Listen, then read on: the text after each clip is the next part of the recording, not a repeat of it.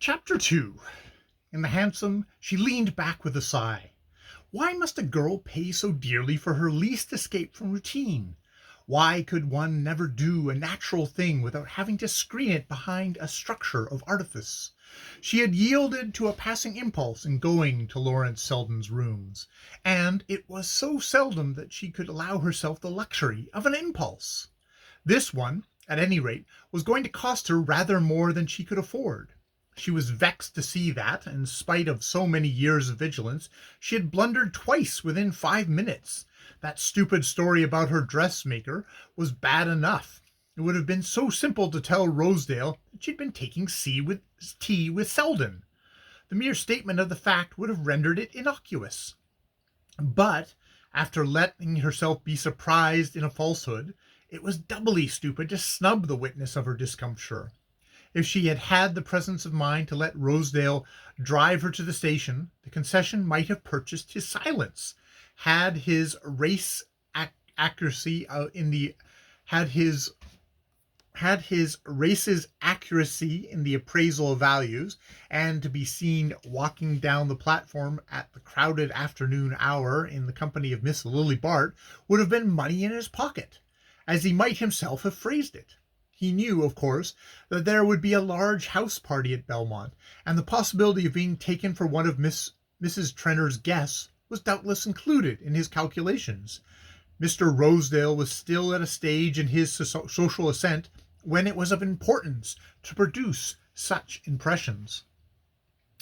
The provoking part was that Lily knew all this, knew how easy it would have been to silence him on the spot, how difficult it might be to do so afterwards. Mr. Simon Rosedale was a man who made it his business to know everything about every one, whose idea of showing himself to be at home in society was to display an inconvenient familiarity with the habits of those whom he wished to be thought intimate. Lily was sure that within 24 hours the story of her visiting her dressmaker at the Benedict would be in active circulation among Mr. Rosedale's acquaintances. The worst of it was that she had always snubbed and ignored him. On his first appearance, when her improvident cousin, Jack Stepney, had obtained for him, in return for favors too easily guessed, a card to one of the vast impersonal Van Osburgh crushes, Rosedale, with that mixture of artistic sensibility and business astuteness which characterizes his race, had instantly gravitated towards Miss Bart. She understood his motives, for her own course was guided by as nice calculations. Training and experience had taught her to be hospitable to newcomers, since the most unpromising might be useful later on, and there were plenty of available oubliettes to swallow them if they were not. But some intuitive repugnance, getting the better of years of social discipline, had made her push Mr. Rosedale into his oubliette without a trial. He had left behind only the ripple of amusement which his speedy dispatch had caused among her friends, and though later, to shift the metaphor, he reappeared lower down the stream, it was only in fleeting glimpses, with long submergences between. Hitherto Lily had been undisturbed by scruples. In her little set Mr. Rosedale had been pronounced impossible, and Jack Stepney roundly snubbed for his attempt to pay his debts in dinner invitations. Even Mrs. Trenor, whose taste for variety had led her into some hazardous experiments, resisted Jack's attempts to disguise Mr. Rosedale as a novelty, and had declared that he was the same little Jew who had been served up and rejected at the social board a dozen times within her memory. And while Judy Trenor was obdurate that there was small chance of Mr. Rosedale penetrating beyond the outer limbo of the Van Osburgh crushes, Jack gave up the contest with a laughing, "You'll see," and, sticking manfully to his guns, showed himself with Rosedale at the fashionable restaurants in company with the personally vivid, if socially obscure ladies who were available for such purposes. But the attempt had hitherto been vain, and as Rosedale undoubtedly paid for the dinners, the laugh remained with his debtor. Mr. Rosedale, it will be seen, was thus far not a factor to be feared, unless one put oneself in his power, and this was precisely what Miss Bart had done. Her clumsy fib had let him see that she had something to conceal, and she was sure that he had a score to settle with her. Something in his smile told her he had not forgotten. She turned from the thought with a little shiver, but it hung on her all the way to the station, and dogged her down the platform with the persistency of Mr. Rosedale himself. She had just time to take her seat before the train started, but having arranged herself in the corner with the instinctive feeling for effect which never forsook her, she glanced about in hope of seeing some other member of the Trenor's party. She wanted to get away from herself, and conversation was the only means of escape that she knew. Her search was rewarded by the discovery of a very blond young man with a soft reddish beard who, at the other end of the carriage, appeared to be dissembling himself behind an unfolded newspaper. Lily's eye brightened, and a faint smile relaxed the drawn lines of her mouth. She had known that Mr. Percy Gryce was to be at Belmont, but she had not counted on the luck of having him to herself in the train, and the fact banished all perturbing thoughts of Mr. Rosedale. Perhaps, after all, the day was to end more favourably than it had begun. She began to cut the pages of a novel, tranquilly studying her prey through downcast lashes, while she organized a method of attack. Something in his attitude of conscious absorption told her that he was aware of her presence. No one had ever been quite so engrossed in an evening newspaper. She guessed that he was too shy to come up to her, and that she would have to devise some means of approach which should not appear to be an advance on her part. It amused her to think that anyone as rich as Mr. Percy Gryce should be shy, but she was gifted with treasures of indulgence for such idiosyncrasies, and besides, his timidity might serve her purpose better than too much assurance. She had the art of giving self-confidence to the embarrassed, but she was not equally sure of being able to embarrass the self-confident.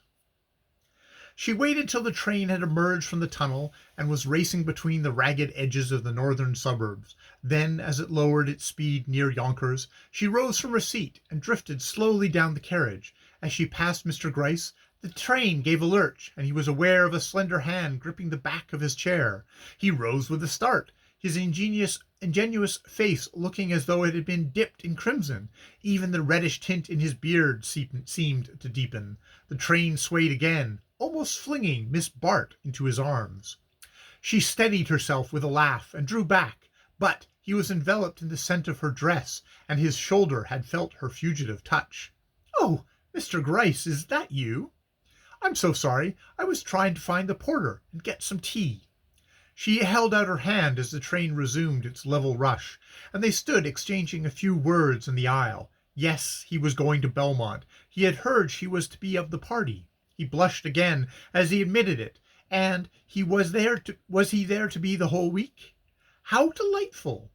But at this point, one or two belated passengers from the last station forced their way into the carriage, and Lily had to retreat to her seat.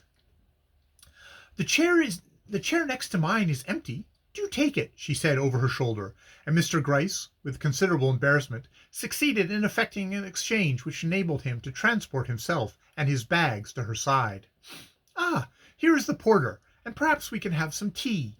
She signaled to that official, and in a moment, with the ease that seemed to attend the fulfillment of all her wishes, a little table had been set up between the seats, and she had helped Mr. Gryce to bestow his encumbering properties beneath it. When the tea came, he watched her in silent fascination, while her hands flitted above the tray, looking miraculously fine and slender in contrast to the coarse china and lumpy bread. It seemed wonderful to him that anyone should perform with such careless ease the difficult task of making tea in public in a lurching train. He would never have dared to order it for himself, lest he should attract the notice of his fellow passengers. But, secure in the shelter of her conspicuousness, he sipped the inky draught with a delicious sense of exhilaration. Lily, with the flavour of Selden's caravan tea on her lips, had no great fancy to drown it in the railway brew which seemed just such a nectar to her companion, but rightly judging that one of the charms of tea is the fact that drinking it together fact of drinking it together, she proceeded to give the last touch to Mr. Gryce's enjoyment by smiling at him across her lifted cup. "Is it quite right? I haven't made it too strong?" she asked solicitously, and he replied with conviction that he had never tasted better tea. "I dare say it is true," she reflected, and her imagination was fired by the thought that Mr. Gryce, who might have sounded the depths of the most complex self-indulgence, was perhaps actually taking his first journey alone with a pretty woman. It struck her as providential that she should be the instrument of his initiation. Some girls would not have known how to manage him. They would have overemphasized the novelty of the adventure, trying to make him feel in it the zest of an escapade. But Lily's methods were more delicate. She remembered that her cousin Jack Stephanie had once defined Mr. Gryce as the young man who had promised his mother never to go out in the rain without his overshoes, and acting on this hint, she resolved to impart a gentle domestic air to the scene, in the hope that her companion, instead of feeling that he was doing something reckless or unusual, would merely be led to dwell on the advantage of always having a companion to make one's tea in the train. But, in spite of her efforts, conversation flagged after the tray had been removed, and she was driven to take a fresh measurement of Mr. Gryce's limitations. It was not, after all, opportunity but imagination that he lacked. He had a mental palate which could never learn to distinguish between railway tea and nectar. There was, however, one topic she could rely on, one spring that she had only to touch to set his simple machinery in motion. She had refrained from touching it because it was a last resort, and she had relied on other arts to simulate other sensations. But as a settled look of dullness began to creep over his candid features, she saw that extreme measures were necessary. "And how," she said, leaning forward, "are you getting on with your Americana?" His eye became a degree less opaque. It was as though an incipient film had been removed from it, and she felt the pride of a skillful operator. "I've got a few new things," he said, suffused with pleasure, but lowering his voice as though he feared his fellow passengers might be in league to despoil him. She returned to sympathetic inquiry, and gradually he was drawn on to talk of his latest purchases. It was the one subject which enabled him to forget himself, or allowed him, rather, to remember himself without constraint, because he was at home in it, and could assert a superiority that there were few to dispute. Hardly any of his acquaintances cared for Americana, or knew anything about them, and the consciousness of this ignorance threw Mr. Gryce's knowledge into agreeable relief. The only difficulty was to introduce the topic and keep it to the front. Most people showed no desire to have their ignorance dispelled, and Mr. Gryce was like a merchant whose warehouses are crammed with unmarketable commodity. But Miss Bart, it appeared, really did want to know about Americana, and, moreover, she was already sufficiently informed to make the task of farther instruction as easy as it was agreeable. She questioned him intelligently, she heard him submissively, and prepared for the look of lassitude which usually crept over his listeners' faces, he grew eloquent under her receptive gaze. The points she had the presence of mind to glean from Selden, in anticipation of this very contingency, were serving her to such good purpose that she began to think her visit to him had been the luckiest incident of the day. She had once more shown her talent for profiting by the unexpected, and dangerous theories as to the advisability of yielding to impulse were germinating under the surface of smiling attention which she continued to present to her companion. Mr. Gryce's sensations, if less definite, were equally agreeable. He felt the confused titillation with which the lower organisms welcome the gratification of their needs, and all his senses floundered in a vague well-being through which Miss Bart's personality was dimly but pleasantly perceptible. Mr. Gryce's interest in Americana had not originated with himself. It was impossible to think of him as evolving any taste of his own. An uncle had left him a collection already noted among bibliophiles. The existence of the collection was the only fact that had ever shed glory on the name of Grice, and the nephew took as much pride in his inheritance as though it had been his own work. Indeed, he gradually came to regard it as such, and to feel a sense of personal complacency when he chanced on any reference to the Grace Americana. Anxious as he was to avoid personal notice, he took, in the printed mention of his name, a pleasure so exquisite and excessive that it seemed a compensation for his shrinking from publicity.